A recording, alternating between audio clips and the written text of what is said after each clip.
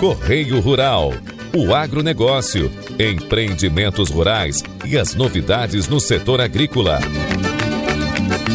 Marcel Orovitz. Olá, guaibeiro! Muito bom dia, está começando agora mais um Guaíba Correio Rural desta sexta-feira. E nosso programa tem oferecimento de Senar RS, força para o agro, é força para movimentar toda a sociedade. Banrisul, crédito consignado, CLT é no Banrisul.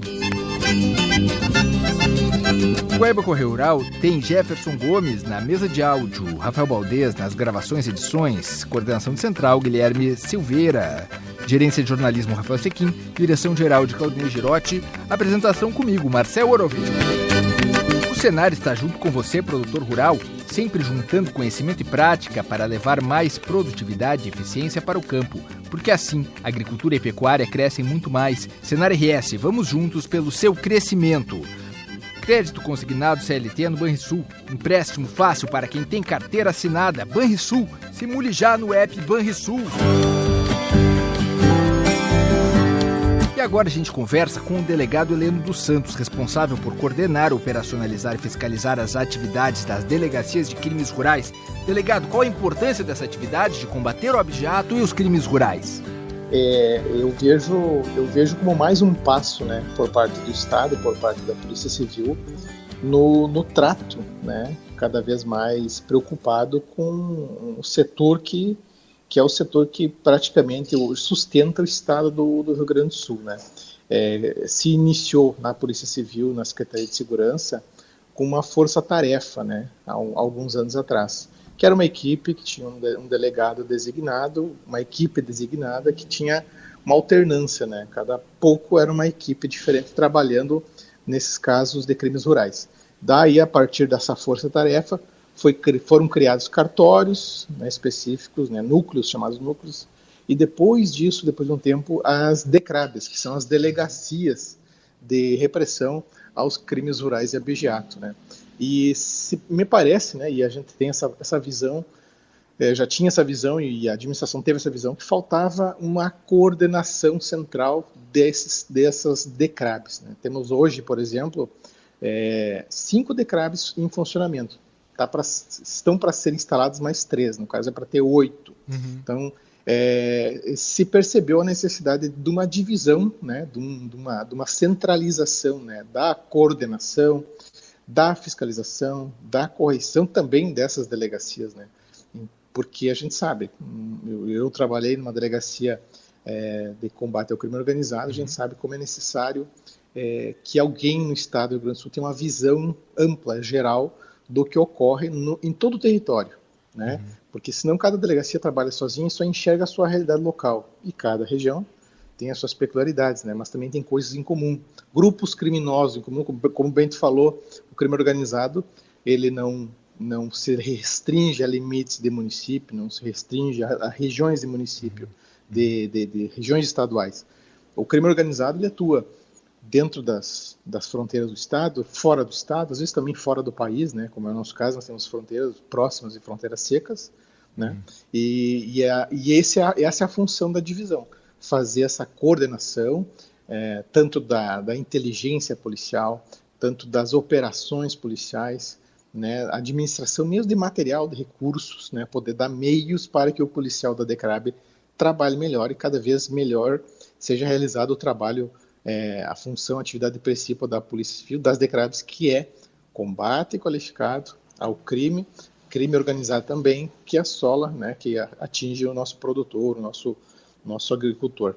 O senhor era titular da Draco de São Luís Gonzaga e a gente vê muitas Dracos. É o caso de Santana do Livramento, né? Uma Draco que tem bastante a questão do crime rural como prioridade, né? Acho que isso aí já comprova que esse tipo de delito já chegou a um estágio um tanto sofisticado de delinquência que se necessita de uma especializada.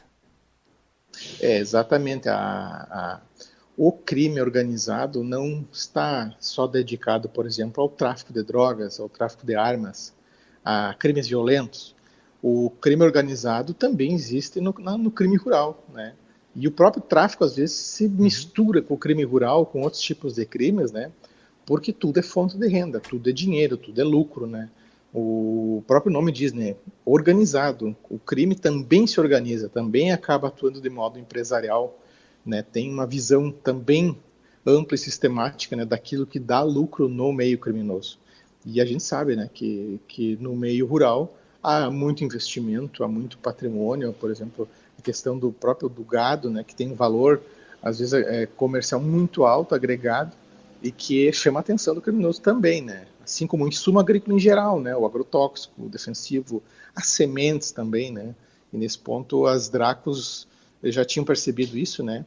E agora temos as DECRABs, que também têm como atuação, como alvo de atuação, o crime organizado, né? Especificamente vinculado aos crimes rurais.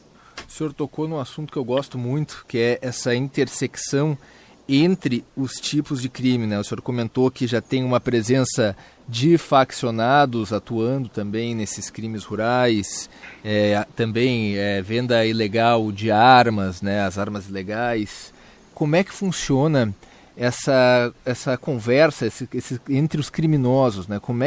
Qual a atuação hoje em dia de uma facção em relação aos crimes rurais? Já tem uma presença mais forte?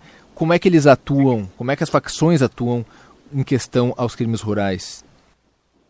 A gente sabe que o criminoso organizado, a gente sempre vincula ao tráfico, como eu falei, né? Tráfico de drogas, principalmente, né?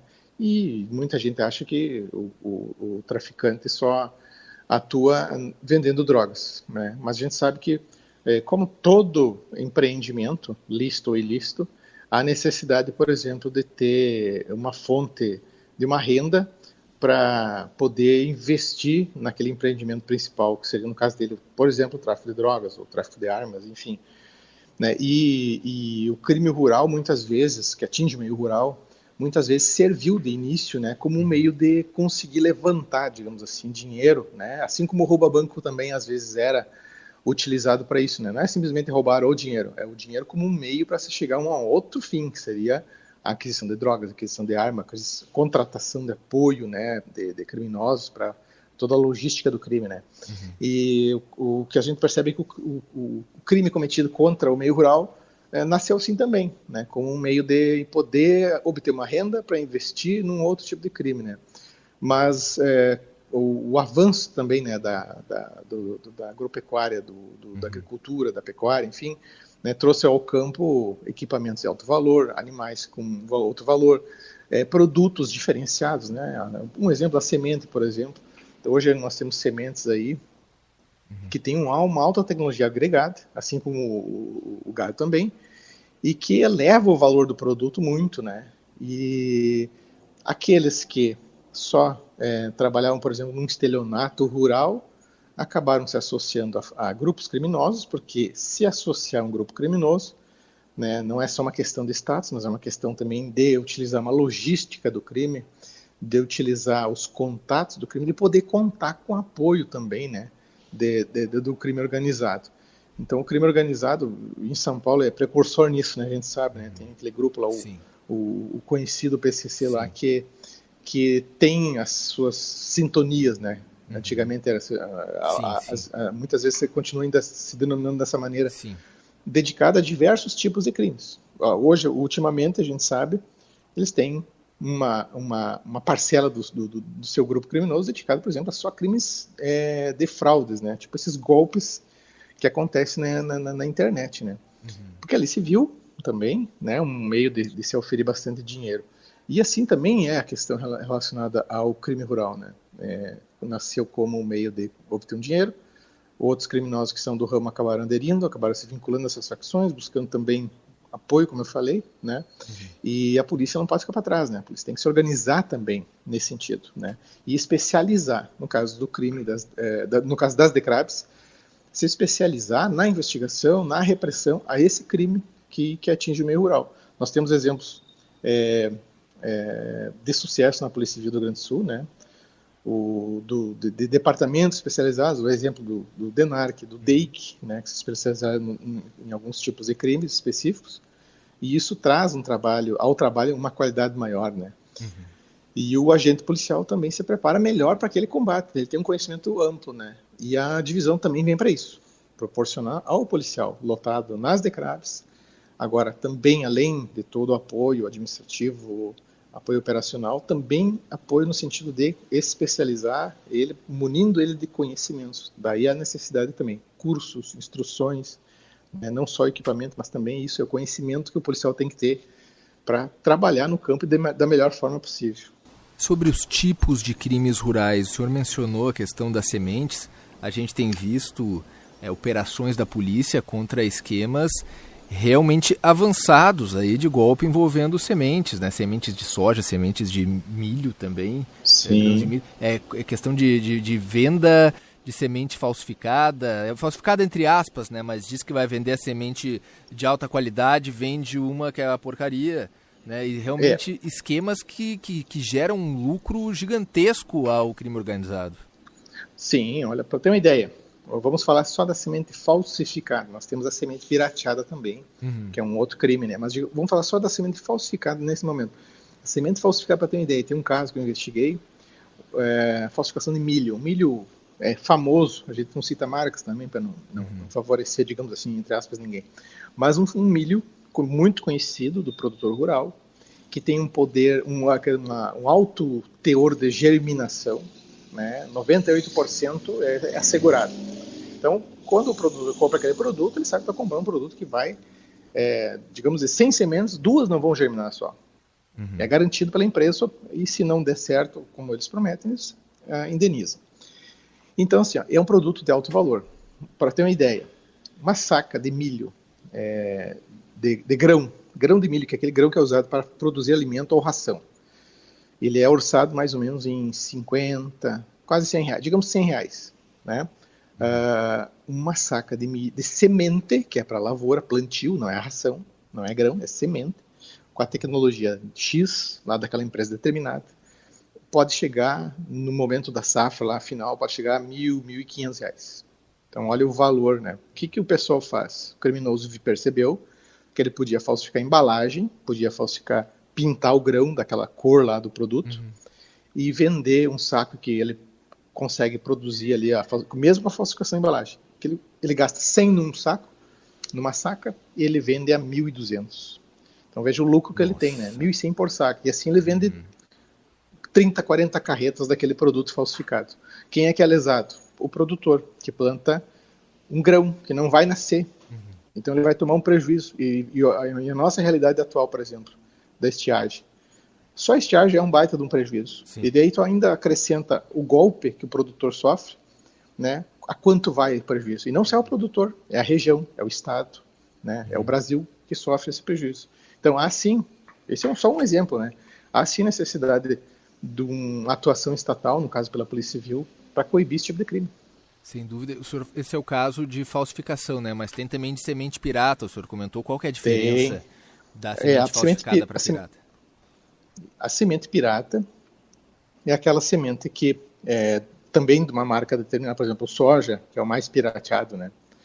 A semente pirata, assim, o soja, ele é vendido por várias empresas. Tem empresas nacionais, internacionais, empresas regionais, né? E também com alto índice de germinação, né? Tem toda uma tecnologia. Por exemplo, uma soja que é feita para ser plantada no Rio Grande do Sul é diferente de uma que é para ser plantada na Bahia ou no Mato Grosso. A genética adapta, por exemplo, não tem muita umidade, a semente essa vai ter uma genética que vai ser propícia para não ter tanta umidade, ela vai germinar da mesma maneira. Ou tem muita umidade, também é diferenciada. Então, cada uma tem um trabalho genético, um valor agregado muito grande, né? Também tem um valor alto a saca. O produtor acaba plantando essa semente que é adquirida de uma empresa e sempre há uma produção, claro, sempre sobra, né? E quando o produto é depois comercializado, tem o pagamento do royalty. Alguns não querem pagar esse royalty, que é o valor que a pessoa paga porque está plantando um produto, uma tecnologia que não teria ele como produzir. Se não paga o royalty, o que ele faz? Tem aqueles que compram essa semente sem o pagamento do royalty e vendem clandestinamente, tudo sem o pagamento do royalty, né? Uma pequena pausa para irmos ao intervalo.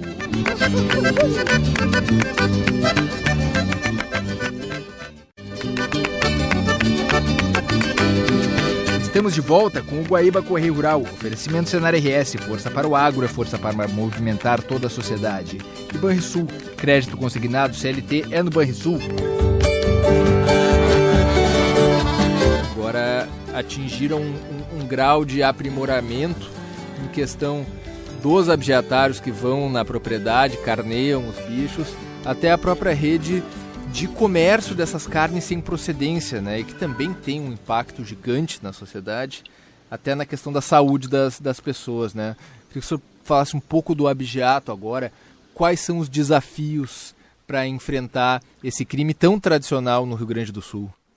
O Rio Grande do Sul é marcado, né, pelo abigeato. Acho que não se vê tanta repercussão social em outros estados como no Rio Grande do Sul, né? O Rio Grande do Sul isso é histórico, né? A gente sabe desde a época lá do Brasil Império, né?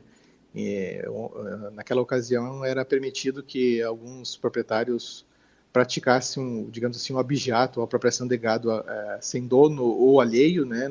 Nas regiões de fronteira, como forma até de pagamento, né? O Império autorizava, e ficou aquela coisa meio que até romantizada, de certa maneira, né? Durante anos, né? Do abigeato, até do abigeato famélico, enfim, né? E a gente sabe que não é assim, né?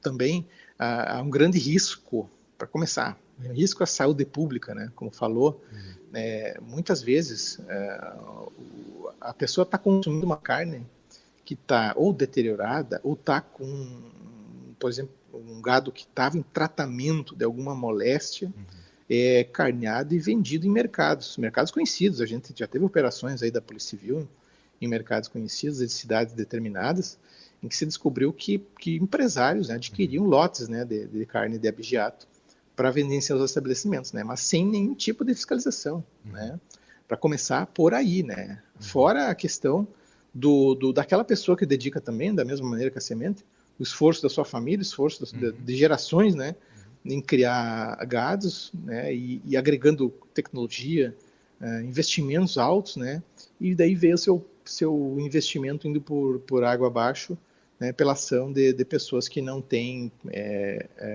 preocupação nenhuma, né, nem com o consumidor, nem com a sua região, né. São danos, são tributos que não são recolhidos também com essa carne que é vendida ilegalmente, e esse dano toda à saúde pública, né, não há como sustentar, né, uma carne fruto de abigeato ser vendida em qualquer tipo de estabelecimento, né. O que se fez durante os anos, né, que a gente percebeu, intensificar os trabalhos, como eu falei, aquela força-tarefa foi feita, né. Hoje os índices de abigeato no Rio Grande do Sul diminuem a cada ano, né. Esperamos aperfeiçoar ainda mais, né, esse combate ao abigeato. A metade sul sofre bastante com isso, né, a gente percebe. Mas ultimamente os números estão, digamos assim, bem menores do que se a gente verificou há anos atrás.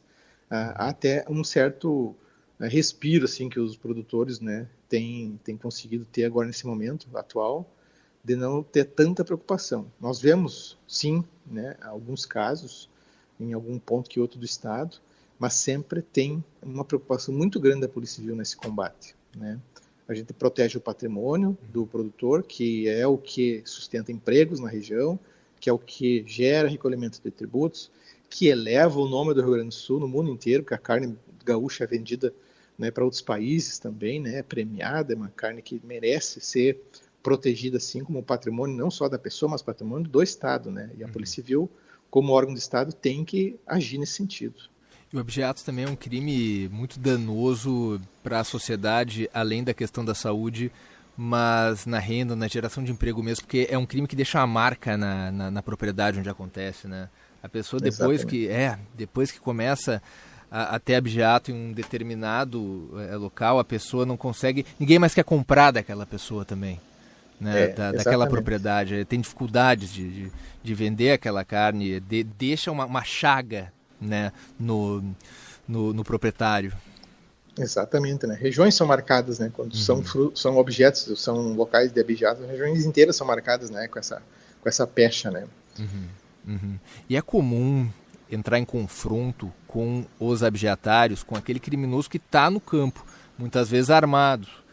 Quando ele é abordado ou pela Polícia Civil, pela Brigada Militar, enfim, ele pode reagir? Qual o grau de periculosidade desses criminosos? A gente sabe que tem gente com homicídio fazendo abigeato, tem gente com antecedente para o tráfico fazendo abigeato, enfim, são quadrilheiros barra pesada. Qual o grau desses bandidos?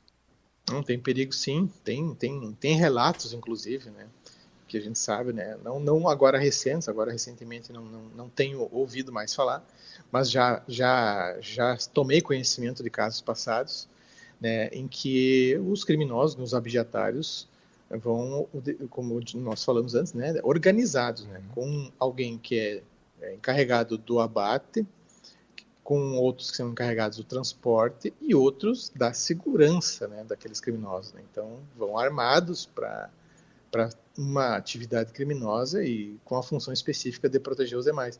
E daí o produtor, né, que é vítima, às vezes acaba tomando conhecimento, quer ir até o local, acaba sendo alvo daqui a pouco até de disparos, né, de arma de fogo. Já teve caso, né, de produtor ser morto em função de ter ido olhar o barulho, o movimento, né, na sua propriedade, constatou abigeato, acabou sendo morto. Tem caso sim, né, e a Polícia Civil tem uma preocupação grande nisso, né. Geralmente a violência está mais atrelada ao abigeato, né, então há uma orientação, né, do produtor tomar cuidado, né, e nesse sentido, até aproveitando o gancho, há uma grande importância no registro policial, né. Hoje temos delegacias, não só as DECRABs, mas qualquer delegacia pode receber registro de ocorrência, né. Temos um site da Polícia Civil onde também é possível, hoje tem uma delegacia específica online, né, a Agrodol, para registro de ocorrências, né. Por quê? Por que é importante todo registro, e qualquer registro? Porque tudo serve para a Polícia Civil poder, hoje a DECRAB tem essa função, analisar o quadro estadual, onde estão acontecendo. Daqui a pouco um registro isolado lá em Alegrete pode ter uma relação com um caso de Bagé, ou com um caso de Camaquã, um caso de Santo Ângelo, né, de Cruz Alta, e só nós aqui em Porto Alegre para ter a visão do todo, né, na DECRAB. E daí, constatando esse vínculo, né, que graças aos registros feitos pode ser feito, nós podemos daí desenhar uma situação que está acontecendo e daí planejar uma atuação e daqui a pouco conseguir pegar, né, o fio da meada e dali conseguir elucidar toda uma organização. Eu tive experiência pessoal de, num caso específico ocorrido lá no interior do município de Rolador, que é na região de São Gonzaga, chegar a desvendar um esquema criminoso milionário, se não bilionário, de desvio de carga de sementes, que acontecia em todo o estado. Só numa região, que é a região de Cruz Alta, aconteceu 64 desvios. E só consegui elucidar porque aquela ocorrência feita lá no interior do Rolador mencionava dados que conseguiram me levar à identificação dos demais envolvidos. Foram presas diversas pessoas, inclusive secretário municipal, pessoas, empresários, produtores, inclusive, também envolvidos na situação, né? Então é importante, sim, o registro. O produtor rural tem que ter consciência disso. Qualquer ocorrência, se não puder ir à delegacia, pelo menos faça, então, pela internet, se tiver acesso, né, na delegacia online, né, da Polícia Civil.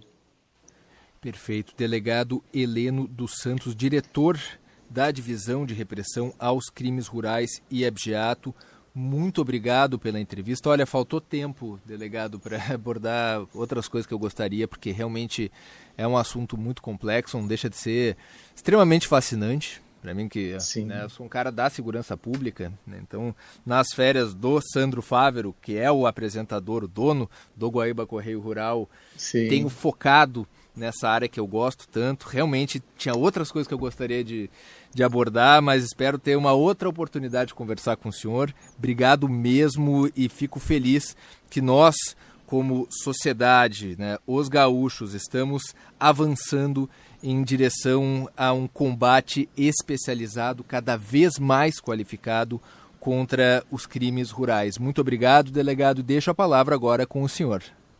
Eu estou à disposição. Com certeza nós teremos assunto assim para mais de hora, né, para falar, né, desde agrotóxicos também, que a gente não conseguiu falar agora, mas podemos deixar para outra ocasião, né, mas eu estou à disposição de vocês em outras oportunidades nós podemos aí abordar, de repente, com mais calma, né, e mais tempo, cada um desses assuntos, né, que são tão caros à nossa população gaúcha.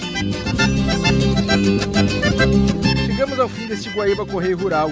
Oferecimento Senar RS, força para o agro, é força para movimentar toda a sociedade. E Banrisul, crédito consignado CLT é no Banrisul.